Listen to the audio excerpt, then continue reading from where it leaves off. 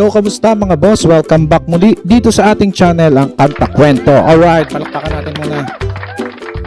Thank you very much sa patuloy na pag-support dito sa ating channel at sa ating mga Filipino talents. Ito nga, katulad nga nito ni Sir Jerome. So, salamat sa walang sawang pagtangkili kay Sir Jerome at ganoon din sa ating channel. Alright.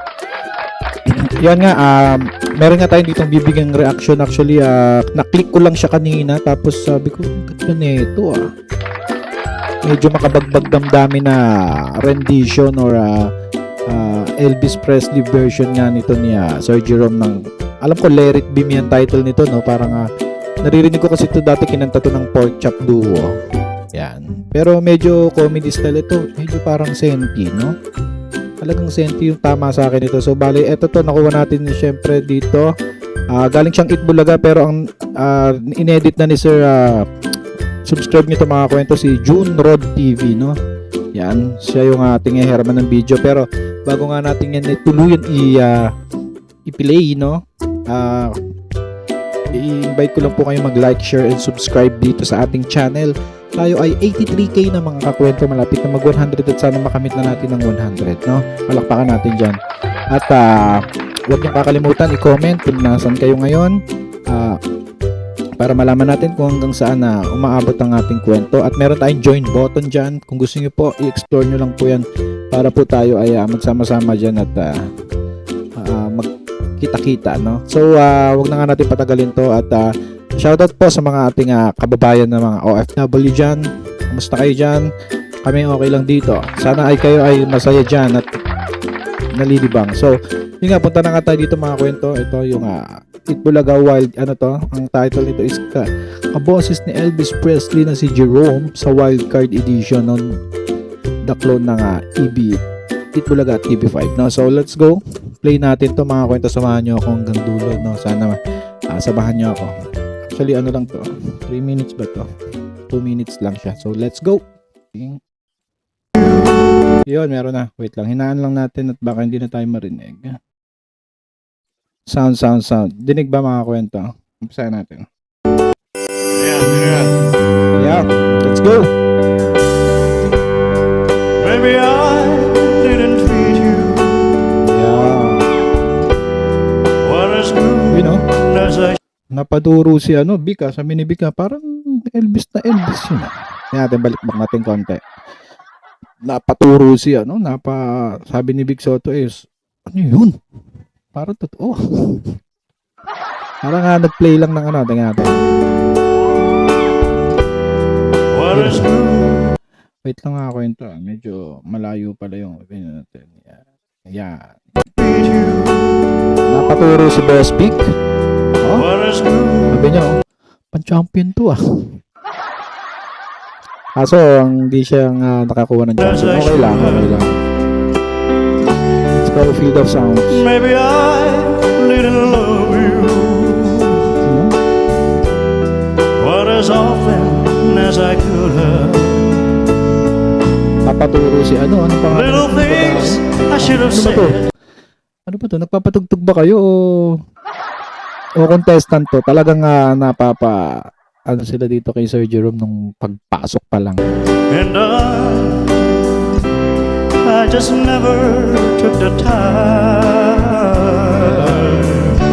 You were always. Hindi, mali pala ako makakwento, no? Let it be me. Yung pala yung nasa isip ko. Iba pala to. Medyo magkalapit lang. Pero iba pala to. Sorry, hindi pala ito yung kinanta ng Pork Chop, no?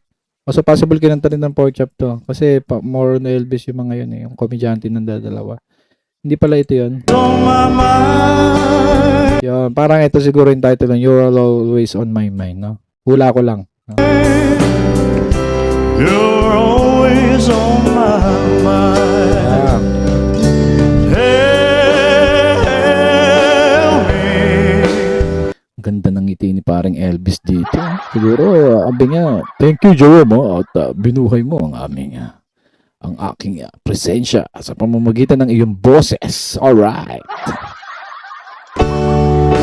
Tell me that your sweet love hasn't died. Give me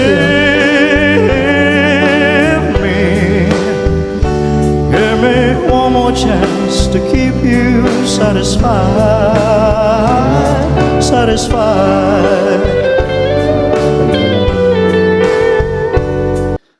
Ito yata ay live band, no? Yung tumutugtog.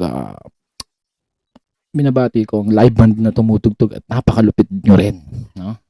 Palakpakan. Hindi ko kilala yung banda ng Itbulaga. Comment nyo kung kilala nyo. Yeah. Little things I should have said and done, but I just never took the time. You're all Nung nakikita ko na nagjo-joke to si Sir Jerome tsaka si Sir Ruel, pagka pinapanood ko sila ng seryoso, parang di na ako nababagayan sa kanila. Mas gusto ko yung mga pa-joke nila ng mga pakwela, no? Sensya.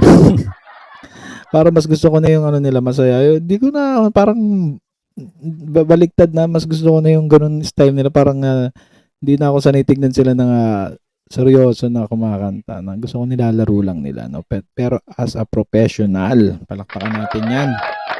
No? Dito seryoso siya, no? always on my mind. Nagpipigil lang, no? You're always on my mind.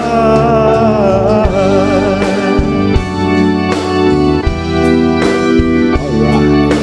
Oh, yun na. You were always on my mind.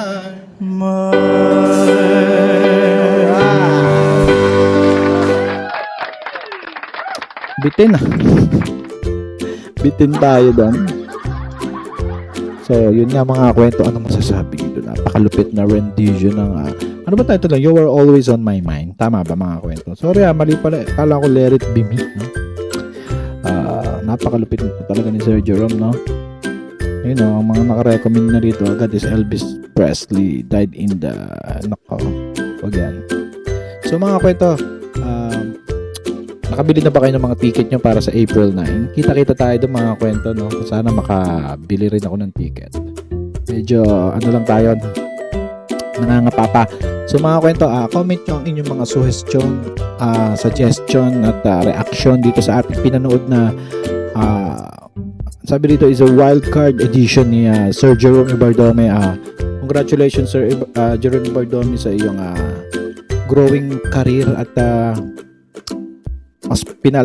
mas lumalaki pang mga fan base mo, no? Sana congratulations sa iyo. Palakpakan natin si Sir Jerome. At kung ganoon nga napahanga kayo ni Sir Jerome at talagang fanatiko kayo ni Sir Jerome, baka naman pwede nyo na idamay ang ating channel. Hihingin ko na rin po ang inyong like, share, and subscribe po dito sa ating channel.